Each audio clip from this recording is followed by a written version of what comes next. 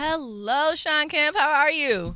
I'm well. How are you? Good. Real quick, do people really walk up to you and be like, "It's the Rain Man still"? Absolutely. And does it Every day. do you love that still, I mean, or have you just it's gotten used to it? identification. Yeah. So you got to roll with the punches. I learned early on. You treat people like they treat you. I love that. And I think that with Seattle, we love our sports so much. No, absolutely. We don't even have to know about the sport. Right. We can know nothing about hockey, but I love it. Know No. nothing about baseball, but I love it. Yeah, I think a lot of people around here didn't realize that Seattle was going to be this major sports city. Yeah. But it's definitely become that throughout the years. It probably wasn't like that when I first got to Seattle, but it definitely has become that. I think with the amount of electricity that was created in the 90s, things have continued and even grown in ways that we didn't even realize they were going to grow. As far as it's like soccer Yeah. and hockey, Yeah. of that aspect. So I think the fan base around here, we're just starting to realize what it is.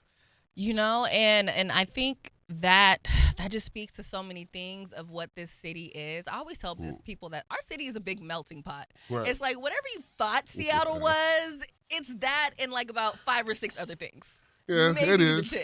It is. I mean, it's such a strange city, because there's so many, there's so much smarts to this city, and then the cities have so many struggles. Yeah. And I guess it's like a lot of other places. You got to be able to balance this out, or else you'll start to struggle in life. And that's what this is all about. It's about balance, man. Being able to balance your work and your lifestyle together. Yeah, man. And this is like a random thought. And I feel like you were one of the players that came. It was when I was in high school. Mm-hmm. I went to Cleveland High School, Okay. and someone broke into our locker room and stole all the black basketball players' jerseys. Is that right? And some of the Sonics actually came by and gave jerseys to the players. Yeah, I remember hearing about that. Yeah. I was like, that's crazy. No, but I mean, that's what, being in part of a community, that's what happens, Yeah. first of all. And Seattle definitely has a strong community around here. So usually, people in the community generally pick up where others have left off or where others are hurting. Therefore, and I think you see that so much around here where you've seen people struggling and other people come in just to help out or put a smile on someone's face. So I think that's what Seattle is really known for, face value.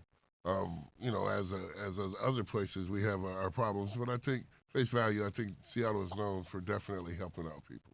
Oh, absolutely. And there's just so much money in this city. Like, how could we not? Like, it would almost be weird if the city didn't do things to help others out. And speaking of that, I was wondering, at this point, and I want to talk about this a little bit more later, you're on your second dispensary, right? Right. Within that, have you been paying attention to the social equity programs that are going on? Absolutely. What do you think about them? Because some people are saying that they're dope. I've heard other people say that they feel like it's like a scam, and I would love to know your thoughts, being that you're actually in the industry. Well, I think when it comes to social equity, first of all, it's some people are going to have this opportunity to become store owners, and this is such a tough situation because if you allow a person to become a business owner of something where they don't have much experience or much support, they're generally going to fail. Mm-hmm. They're generally going to fail. So my concerns is that some of these people may have these licenses, but they may not know exactly what to do with it for it to last for a long period of time. It was one of the reasons why I took my time getting into the cannabis business. When the cannabis was legal, I didn't just jump into it. It's about the relationship and the knowledge and working with the people who can teach you things. And I think that's why I waited. I really wanted to work with somebody who was going to teach me some things that could last for a long time. Mm-hmm. Because also, part of this is to create generational wealth, Absolutely. which I think it goes exactly back to what you were saying, to where it's like, if you don't know what you're doing with this, you might just mess around, sell it, and then now you've really lost all your money. No, absolutely. And I think, like with myself, I, in the state of Washington, you can have 5 stores. Mm-hmm. You're allowed to have 5 retail stores as an individual. And,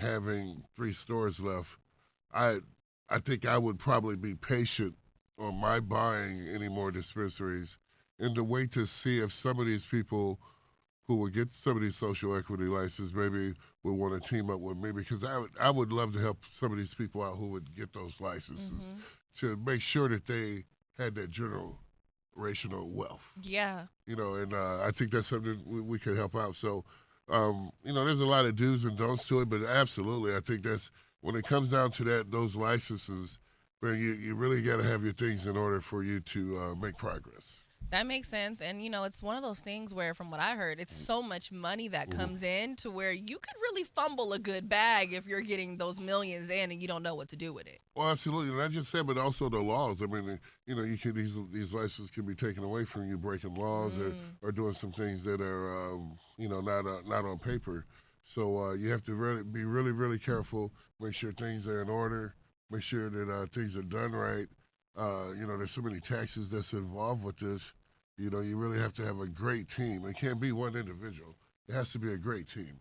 And I think that's why, like us at my company, we all know our roles. And that's what we focus on. We focus on our roles, and then that way we can make something good happen at the end. I actually was watching an interview, and I want to say it might have been one of the interviews for your new Soto store. And I want to say it was like a co-owner or something of that nature. He basically said you all work your way up through the company to where it's like you start from the bottom, and then you work through just about each and every level, so that way you understand the whole business, which I think is amazing. Yeah, no, absolutely. I think that's what we do, man. We try to bring people in, and we start them down at the bottom, and they as a bud tender, and you work your way up. I mean, that's how you gain your stripes. Absolutely. It's also a different kind of appreciation because, I actually started on the street team here. Right. So I started in 2015, carrying the tents, setting up the tables, being outside, doing all that, to where now I'm on in 5 different cities. Right. So it's like there's a different appreciation, I think, for any company that you work for when you know that you really started from the bottom and had to grind, work, learn, actually be mentored, be willing to be told, okay, you could have done this better. Okay, I actually need you to brush up on this a little bit and not always get your feelings hurt. Well, absolutely. And I think that's part of the grind of business that some people have and some people don't have. True. And, and it's just so true, man, is how bad do you really want it? If you're really willing to learn and listen, you will, take the time and go through some of those measures. If you get impatient and you don't, then sometimes those things won't work out for you. A lot of people quit. In this business that I've been in, I've only been in it just for a few years, but I can tell you this. I mean, if you really handle your business, these people grow, and they grow really quickly. And I've seen it happen. I've worked with people, and even including myself as a guy who came in who was owning a small percentage of a store, who now owns a big percentage of a store. And that's how it works. You want that education on how to do certain things, and you want the appreciation for the people that you work with also. I love that. Now, your new store, the original one is in, I guess you would call that Belltown area? Yeah, it's in Belltown. It's kind of first and Denny area in Seattle. It's it's the lead way going right into the Climate Pledge Arena. It was something that I had thought about. We thought about when we put that store there, is that we had the Sonics in our mind, thinking that one of these days that that team is going to be coming back, and we definitely wanted to be close to the stadium. Maybe not right next door, but close to it. And the second location is in the Soto district. And when you're doing these projects, sometimes the one thing that you want to do, they always say location is everything. You got to have good parking. A lot of times if you don't have great parking, people don't generally want to stop at your location. So we're a little bit down the street, but hey, it's close to the stadiums, and we can almost see the stadiums in sight. So it really works well for us in the Soto district because we feel like we've covered both sides of town pretty good now. And then, just from even where we're at right now, it's pretty much down the street. Like, one time I rode a scooter there. So you one of the ones that be running the red light out here? No. I don't. I live downtown. Look, let me tell you something. If you've never been to Seattle, and you get on one of those Lime scooters, you are really bold if you are in the middle of downtown Seattle. Absolutely. And you are running like, because people do not care over here. Check the brakes before you even ride the thing, please. If you get on the scooter, at least check the brakes. Oh my God. Now, question, I've been seeing a lot of stuff, and I've actually done some reporting over this, over all the different dispensary robberies and break-ins. Right. I don't remember where it was. It might have been like Lakewood or something. Somebody ran into one of the stores. I was like, what is going on here? Well, I mean, these are tough times. I think this is the world that we live in today, is that, these are tough times. We have people who are sometimes doing very well in life, and then we also have people who are struggling in life also. And this is what we're going to get. So I think, when you come to the city of Seattle, one of the things that you recognize is the homeless. Mm-hmm. It's a problem, and somehow in this world we have to learn how to treat people who are struggling better. Mm-hmm. We have to give them avenues also to be able to work their way back into the normal life. And when they don't have those avenues back into the normal life, these are the things that happens. I mean, you see people robbing constantly. You see people complaining about the police force and of those natures. And then things just, it seems like they just go downhill from there. Yeah, and it just almost doesn't even get better. It's just like worse and worse and worse. And then there's like these new drugs that are out here, like the Trank one. I said, what is this? Yeah, it's amazing. Amazing. Unfortunately, they made cannabis legal, but then they made 10 other hardcore drugs. Like, it's almost like a counterproductive thing. Where it's like, I'm going to give you something good, but I'm also going to jack everybody else up with this potentially. Absolutely, and I think that's what happens. I think people sit from the outside.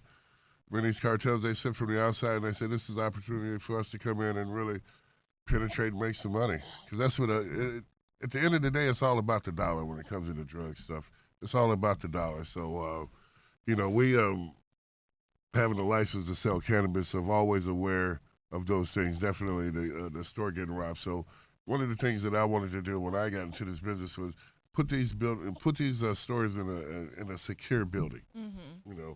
In a secure building, semi to protect the workers, but semi just to protect the investment. Mm-hmm.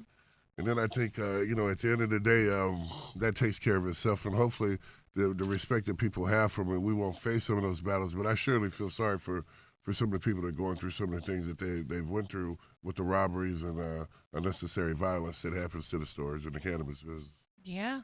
Now, quick question. With your new store, just in case anyone's curious, are you guys still hiring if anyone wanted a job? We're always hiring. Okay, that's good to know. Absolutely. We're always hiring. We're always looking for better people to work with. Absolutely, man. So, the thing about working for us at Shawn Kemp, you got to be persistent about it. So if you don't get a call right back, be persistent about it. Send in another application. But absolutely, we're always looking for better people out there to better ourselves. Now, have you thought about opening up in like Portland at some point, or would you think it's too oversaturated in Portland? Well, I think Portland market is a little tough, but absolutely, I think what you'll see me probably do is go out to some of the rural areas maybe and do a business, but also venture out into some other places. I mean, one of my goals is to be able to do this all up and down the West Coast. Mm-hmm. So to be able to have a store, absolutely, in the state of Washington, but also like Portland, also California, also Arizona, Nevada, of those natures. So we're just getting started doing this, really.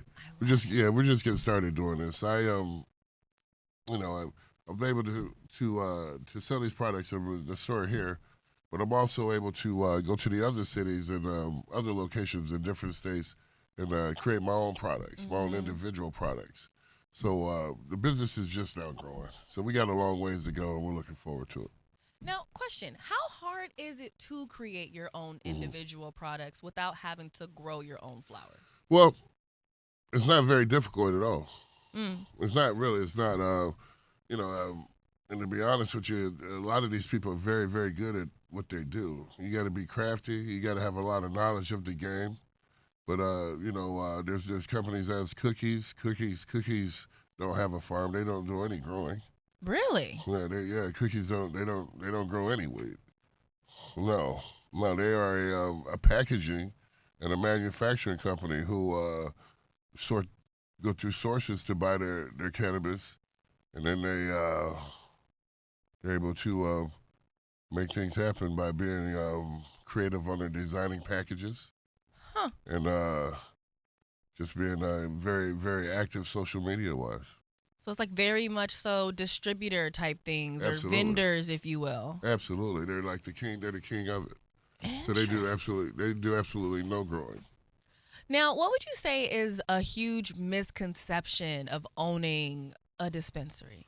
Well, the huge conception is that people don't realize there's so many laws.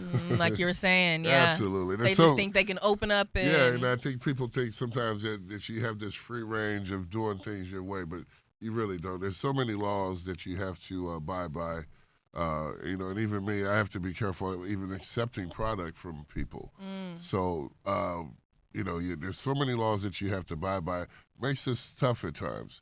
And you really have to stay active and have a good notion with the public and have people coming in out your store, because some, like I was saying before, some of these weed stores won't make it because without the public's input coming back and forth and buying product, the business is not going to survive. Yeah. And that's why your business plan has to be on point, and everything that you do, from your business plan to your to your counting your products, to following the laws, to your taxes.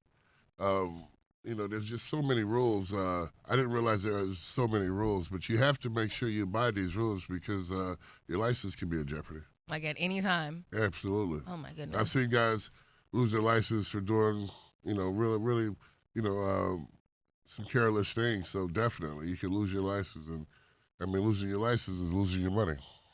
That part. And we don't have time for that in 2023. Like, did you recently see the price of eggs? Like, I don't know what's coming next, but Well, I tell you what, they say the price is going down. So that's what they're saying. So this is probably a good time for maybe it's just people the to stuff that start I buy. researching these prices out there. My stuff be expensive. I'm like, it's how much for this vape? Lord. But it's all right.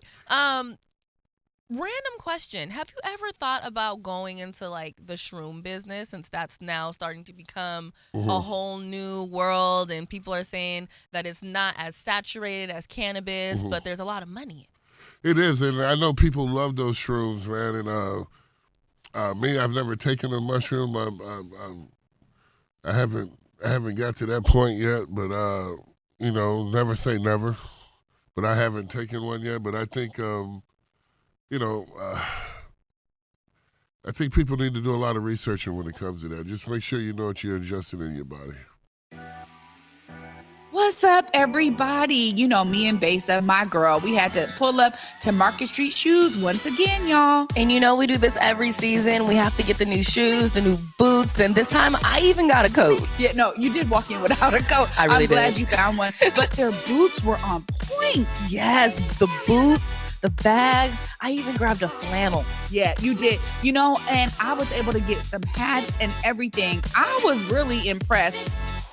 And I was impressed because, of course, I got those white boots that you guys see me wearing everywhere these days. Yeah, no, I look at your white boots and I'm like, darn it, they only had one pair. Me and Besa wear the same size. Of course, every time we walk out with several bags in hand. Several bags and sometimes even a backpack, you guys. Make sure you check out Market Street Shoes. Yeah, please check them out. Where they go, Besa? Ooh, 2232 Northwest Market Street, Seattle, Washington.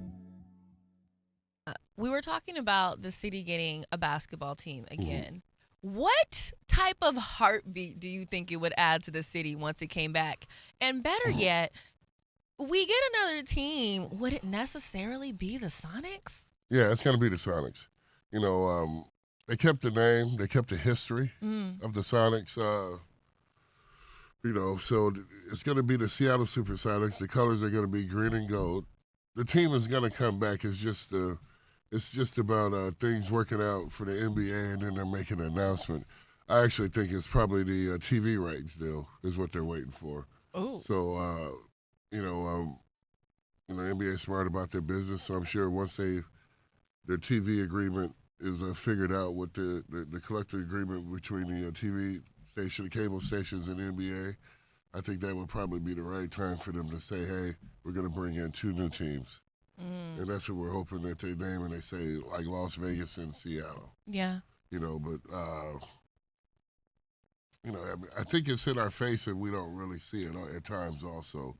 And what I mean by that is that when you see a guy by the name of LeBron James, when you see him say he wants to be an owner of a team, and here's a guy who's just broke the record in scoring, well, I would imagine that he will probably be the owner of a team. I mean, he's created great wealth for himself as an individual and his family, and I wouldn't be surprised if he wasn't the owner of the Las Vegas team in the future. It wouldn't surprise me at all. And but I ask myself too at the same time, well, he can't play and own a team. so I think It's a bit of a conflict. I think something's going to have to give, and I don't know how many years LeBron wants to play, but I think I heard in his interview when he broke the record, he said, he still had a couple good years left.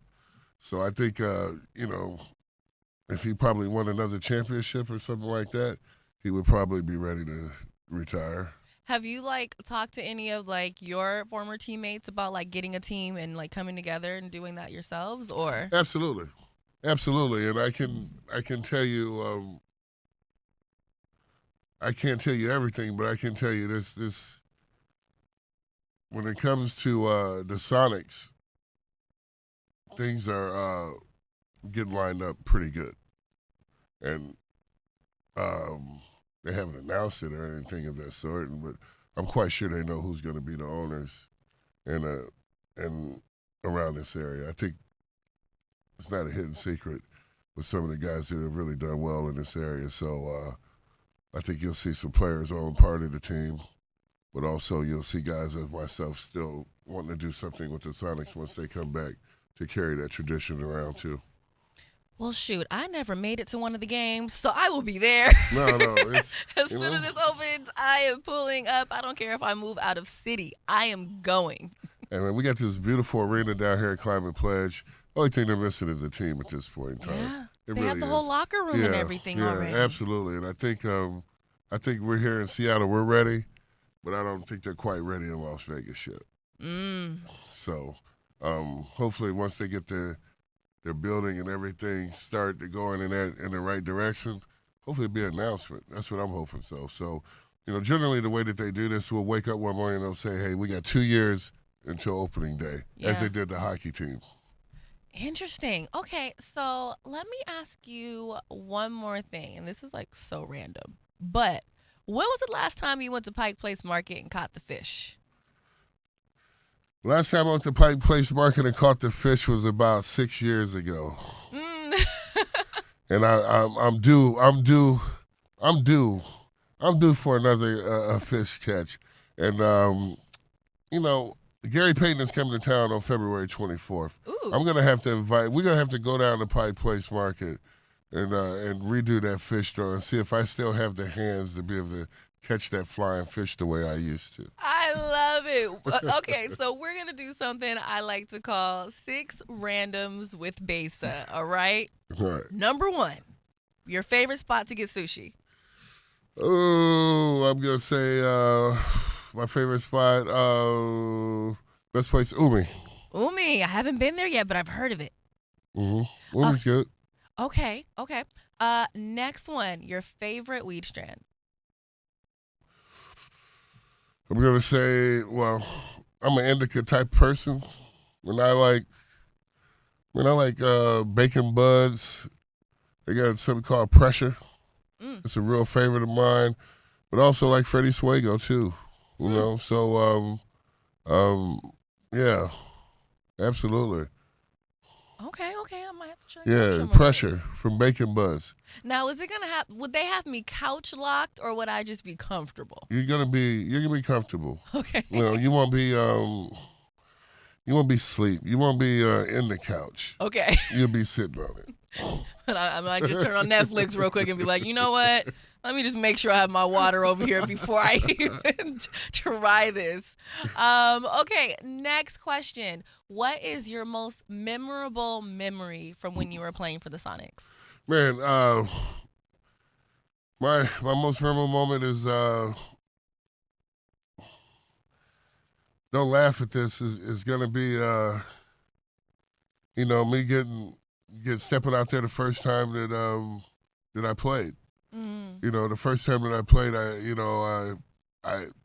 I was only 18 years old, so it was a big deal. I mean, it was a big deal for me, a big deal for my confidence, and I had these bubble guts, man. It was just like, I was feeling, you're feeling so good about things, but then you realize that I was like the 13th man on the 13th person on the 13-man roster. so I was so happy to be in the NBA, but I was realizing that I had so much work to do. Yeah. And I think that first game, man, me realizing that, looking at this list and saying I'm the 13th person out of 13 guys. I've really got to handle my business the right way. I didn't realize that making it wasn't going to feel so good. Once you've made it, you realize that now you really have to work. Yeah. Yeah. Because in high school, you were always the number one guy. Absolutely. Like, there was no one that was beating you back then. Yeah, absolutely. And you just, you have these fears. And I think that's one of the reasons that I still do business currently to this day. I went from high school to pro. And you have those fears of not doing well. So you always want to challenge yourself to doing something positive, and I think that's just something that you carry around inside yourself. Now, one thing I did notice is that, when you first started, like you said, you started at number 13, so you weren't the number one guy on the field. You were dropping balls, you were missing shots, but then, you were like, okay, I need to do something here. Yeah. What were like 3 things that you really did that truly helped you change your game strategy? Well, 3 things that I did. First of all, I moved into the gym. And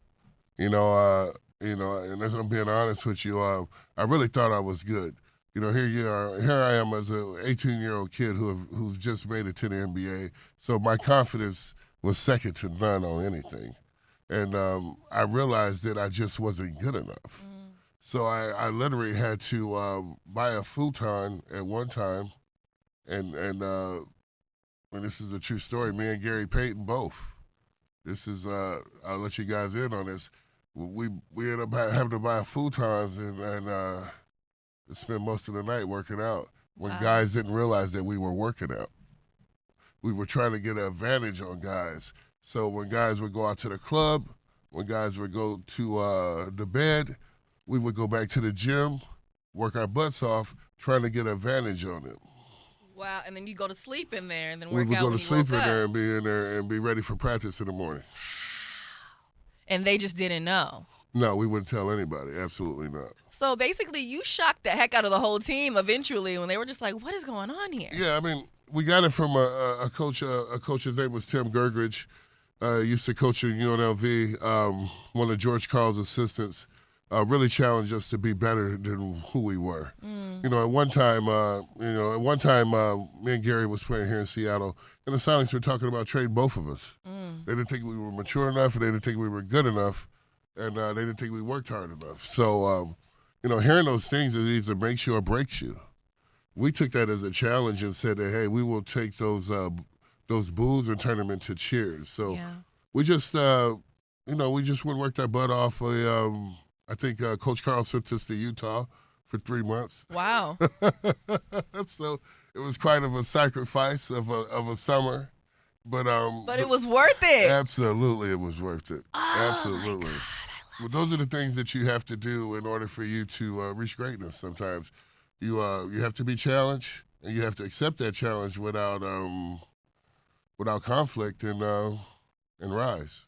Now, one more question. Have you seen the next Shawn Kemp yet? No, I haven't. No. Not quite. No. You know, first of all, I think, and I'm talking about myself. I haven't. I've seen guys who have the talent and the skill set of me, but I haven't seen the hunger or the determination yet. I have not. But I will say this: Kevin Garnett and Kobe Bryant also went from high school to pro. I knew those guys when they were young. You know, we had a little bit of a relationship before they got into the pros. I lived a lot of my goals through those guys because I was able to talk to those two when they were young and help them out with their training, help them see some things, help them, see things that they didn't have to go through of that nature. And that's always been very, very, very special to me. Well, shoot, we'll see who ends up pulling up to get that hunger. And I agree with you. You know, it's one of those things where when you're able to come from the bottom and then just shoot up to the top because you really worked for it, there's a different level of respect that everyone has no choice but to give you in that moment. No, absolutely. I think, respect is earned, not given. Yeah. So you have to earn it. And I think, will it happen? Sure it will. It's just a matter of time. And, one of the things that I think they have to do is change the age limit back in the NBA with these guys. Where I was able to come out right out of high school, now you have to be about 21 to get into the NBA. That needs to be changed because you can't stop a person from earning a living after they get out of high school. You see tennis stars, you see baseball stars, you see hockey stars of that nature, all young kids rising up. And the NBA should be the same thing. The age should be down to 18 where you have to be just at least 18 years old to get into the NBA. And you might see some of that hunger. Maybe. It's out there for sure. Especially because you're like, I'm the young one. I cannot be getting tossed around by these grown men. Absolutely, and that was my take on it too.